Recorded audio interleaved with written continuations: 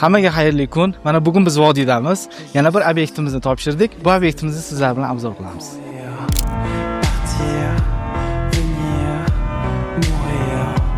Bu obyektimizni nafaqat maxsus zakaz asosida, balki o'zimizning konvert mahsulotlarimizdan ham keng foydalanganmiz. Bu xonamiz asosan mehmonlar kutubxonasi bo'lganligi uchun biz bu yerda asosan obshivka panellaridan keng foydalanganmiz. Bu xonamiz kattalar yotoqxonasi. Bu xonamizda biz o'zimizning konvert mahsulotimiz bo'lgan Savio modelimizni joylashtirganmiz.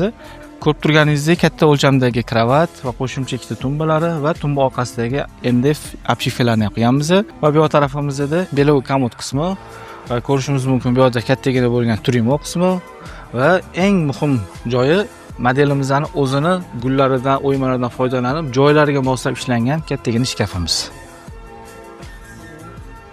Bu obyektimizdagi zina qismidagi obshivkalarni ham maxsus zakaz asosida yasadik. Ko'rib turganingizdek, obshivka qismimiz tosh bilan ham birgalikda kombinatsiya usulida yasalgan. Juda chiroyli chiqdi. O'zingiz ko'rib baho berishingiz mumkin. Shuningdek, mana shu ko'rib turgan qo'l qismidagi barcha obshivkalarimizni bizning hunarmand ustalarimiz maxsus dizayn asosida yasashdi. Endi obzorimizning desert qismiga o'tamiz. Kattalar yotoqxonasi va u yerda ishlatilgan eng sara mebellardan birini ko'rishingiz mumkin. Bu xonamizda eng sara mebellarimizdan biri bo'lgan Bellagamma Redline modelini qo'yganmiz. Ko'rib turganingizdek, katta o'lchamdagi kravat va ikkita tumba va orqa obshivka panellarni ham qilganmiz.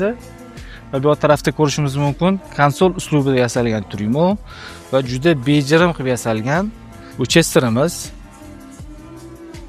va maxsus dam olish uchun mo'ljallangan sofamiz. Ko'rib turganingizdek, bu mebellarimiz xona haroratiga juda ham mos tushgan. O'zingiz ko'rib baho berishingiz mumkin.